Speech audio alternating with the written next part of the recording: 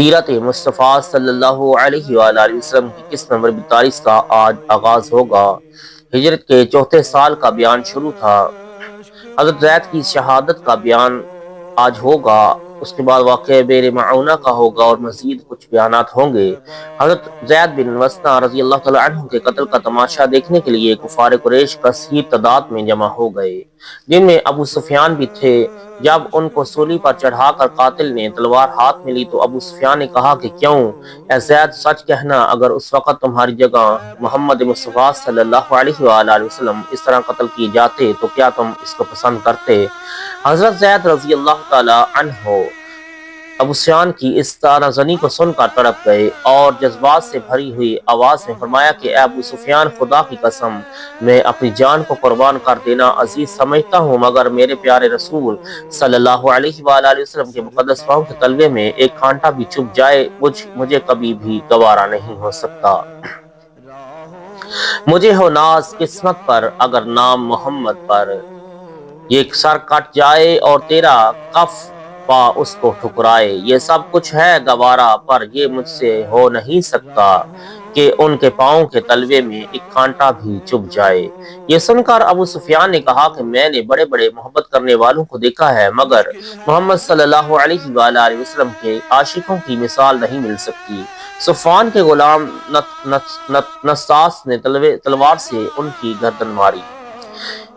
ماہ سفر 4 ہجری میں بئر معونہ کا مشہور واقعہ پیش آیا۔ ابو برا عامر بن مالک، جو اپنی بہادری کی وجہ سے ملاعب الاسنا برچیوں سے کھیلنے والا کہلاتا تھا، بارگاہ رسالت میں آیا۔ حضور صلی اللہ علیہ وآلہ وسلم نے اس کو اسلام کی دعوت دی۔ اس نے نہ تو اسلام قبول کیا، نہ اس سے کوئی نفرت ظاہر کی، بلکہ یہ درخواست کی کہ آپ اپنے چند منتخب صحابہ کو ہمارے دیار میں بھیج دیجیے، مجھے امید ہے کہ وہ لوگ اسلام کی دعوت قبول کر لیں گے۔ آپ نے فرمایا کہ مجھے نجد کے کفار کی طرف سے خطرہ ہے۔ ابو برا نے کہا کہ میں آپ کے اصحاب کی جان و مال کی حفاظت کا ضامن ہوں۔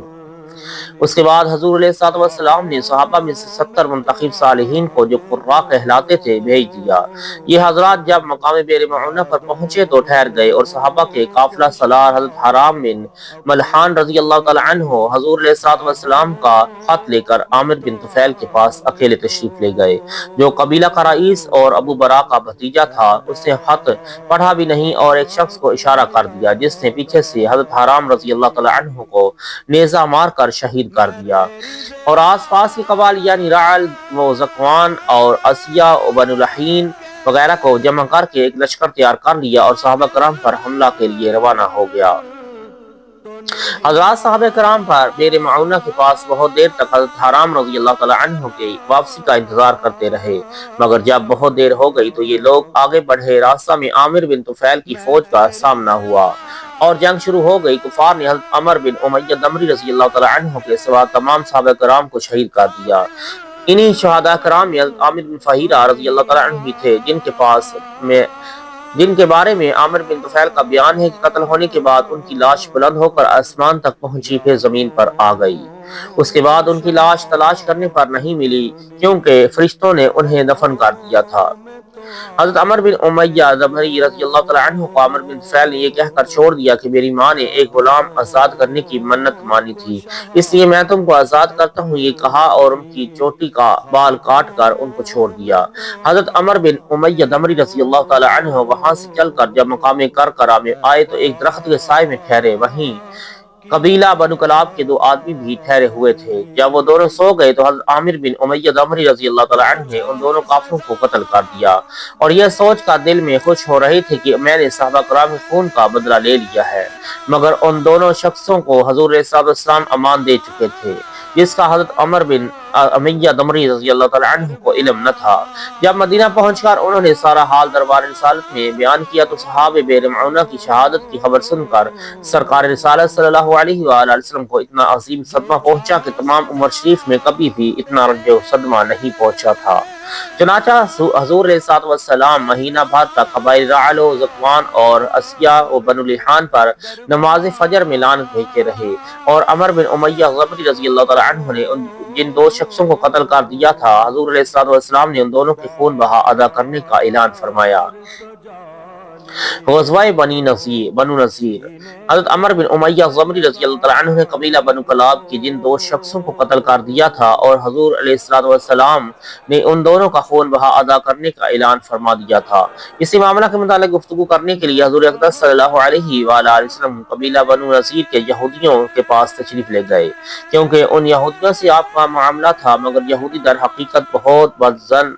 بہت ہی بددیانت اور دین ذہنیت والی قوم ہے۔ معاہدہ کر لینے کے باوجود ان خبیثوں کے دلوں میں پیغمبر اسلام صلی اللہ علیہ وآلہ وسلم کی دشمنی اور عناد کی آگ بھری ہوئی تھی۔ ہر چند حضور علیہ الصلوۃ والسلام ان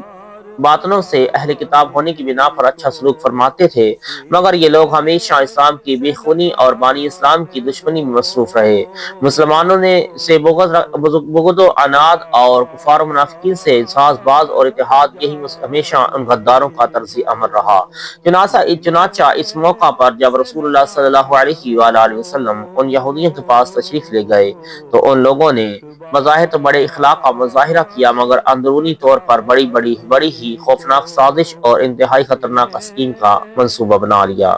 حضور علیہ الصلوۃ والسلام کے ساتھ حضرت ابوبکر اور حضرت عمر اور حضرت علی رضی اللہ تعالیٰ عنہ بھی تھے۔ یہودیوں نے ان سب حضرات کو ایک دیوار کے نیچے بڑے احترام کے ساتھ بٹھایا اور آپس میں یہ مشورہ کیا کہ چھت پر سے ایک بہت ہی بڑا اور وزنی پتھر ان حضرات پر گرا دیں تاکہ یہ سب لوگ دب کر ہلاک ہو جائیں۔ چنانچہ عمر بن حجاج اس مقصد کے لیے چھت کے اوپر چڑھ گیا۔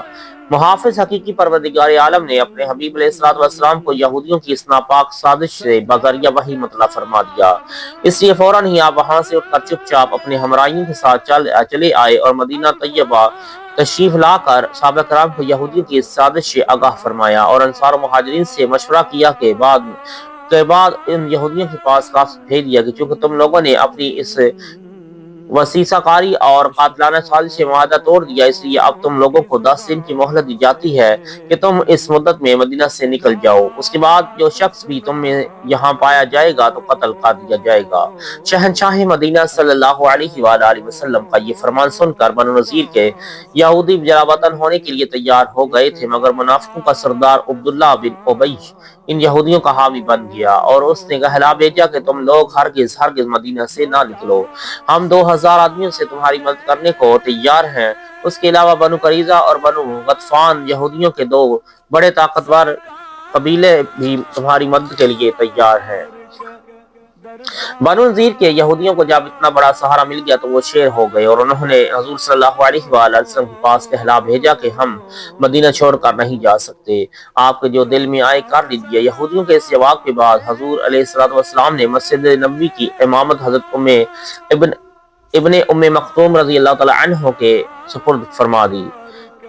خود بنو نذیر کا قصد فرمایا اور ان یہودیوں کے قلعہ کا محاصرہ کر لیا۔ یہ محاصرہ 15 دن تک قائم رہا۔ قلعہ میں باہر سے ہر قسم کے سامان کا آنا جانا بند ہو گیا اور یہودی بالکل ہی محصور و مجبور ہو کر رہ گئے۔ اس موقع پر نہ تو منافقوں کا سردار عبداللہ بن ابی یہودیوں کی مدد کے لیے آیا، نہ بنو قریظہ اور نہ بنو غطفان نے کوئی مدد کی۔ چنانچہ اللہ تعالیٰ نے ان دغا بازوں کے بارے میں ارشاد فرمایا کہ کمثل الشیطان اذ قال للانسان اکفر فلما کفر قال انی بریء منک انی اخاف اللہ رب العالمین۔ ان لوگوں کی مثال شیطان جیسی ہے جب اس نے آدمی سے کہا کہ تو کفر کر، پھر جب اس نے کفر کیا تو بولا کہ میں تجھ سے الگ ہوں، میں اللہ سے ڈرتا ہوں جو سارے جہان کا پالنے والا ہے۔ یعنی جس طرح شیطان آدمی کو کفر پر ابھارتا ہے، لیکن جب آدمی شیطان کے ورگلانے سے کفر میں مبتلا ہو جاتا ہے تو شیطان چپکے سے کھسک کر پیچھے ہٹ جاتا ہے۔ اسی طرح منافقوں نے بنی نذیر کے یہودیوں کو شے دے کر دلیر بنا دیا اور اللہ کے حبیب صلی اللہ علیہ وآلہ وسلم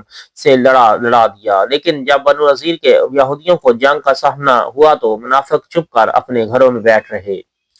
حضور علیہ الصلوۃ والسلام نے قلعہ کے محاصرہ کے ساتھ قلعہ کے آس پاس کھجوروں کے کچھ درختوں کو بھی کٹوا دیا، کیونکہ ممکن تھا کہ درختوں کے جھنڈ میں یہودی چھپ کر اسلامی لشکر پر چھاپا مارتے اور جنگ میں مسلمانوں کو دشواری ہو جاتی۔ ان درختوں کو کاٹنے کے بارے میں مسلمانوں کے 2 گروہ ہو گئے۔ کچھ لوگوں کا یہ خیال تھا کہ یہ درخت نہ کاٹے جائیں کیونکہ فتح کے بعد یہ سب درخت مال غنیمت بن جائیں گے اور مسلمان ان سے نفع اٹھائیں گے، اور کچھ لوگوں کا یہ کہنا تھا کہ درختوں کے جھنڈ کو کاٹ کر صاف کر دینے سے یہودیوں کی کمین گاہوں کو برباد کرنا اور ان کو نقصان پہنچانا اور غیظ و غضب میں ڈالنا مقصود ہے، لہٰذا ان درختوں کو کاٹ دینا ہی بہتر ہے۔